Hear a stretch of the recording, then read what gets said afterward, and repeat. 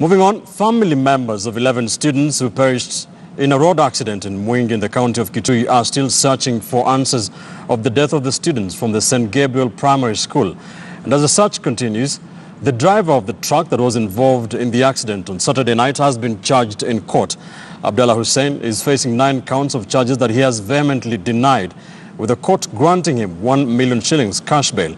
At the same time, pressure is now mounting on the police and education officials to take responsibility for the untimely demise of the young souls. KTN's Francis Ontomo has the very latest. Abdallah Hassan stood transfixed in the dock, seemingly deeply lost in reverie. He was charged with causing the death of 11 pupils who perished in an accident in Mwingi. He denied the charge for Mwingi Law Court's principal magistrate Kibet Sambu and was released on a bond of 5 million shillings and 2 sureties of the same amount. This, as well as an alternative 1 million shillings. We'll mention this case on the 20th of this month for trials conference and for fixing a date for the hearing. The pupils were returning from a trip to Mombasa when the bus collided head-on with the truck at Kanginga Bridge about 2 kilometers from Mwingi town on the Thika-Garissa Road at around 11 p.m. The impact of the horror crash as family remained with affected families.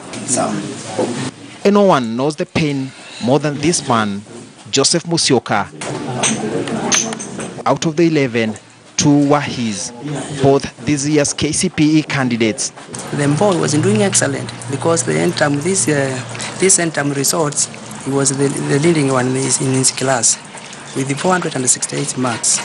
The girl had 332 marks in her class. Education Cabinet Secretary Ambassador Amina Mohammed was among the first state officials to speak on this. She promised to lay bare a comprehensive report on the accident. Several hours later, nothing has been presented to the public. Meanwhile, the families are groping in the dark for answers, but pressure is mounting. Previously, when the others died and burnt in a vehicle at night, that is when these orders were made. Now again, we have lost others. Our question is, how many more are we going to lose in this country so that these orders are followed? And why do we have to have orders in this country? Why do we have to have acts in this country which are not followed? Somebody slept on duty. I'm certainly sure that what Matiang'i put in prehended. She is yet to know why it was that forceful that Matiang'i brought this agenda of regulation in the schools. So we need to appeal to her, even as she becomes very careful, because if this order goes beyond, then CS will be answerable and maybe she'll go to court.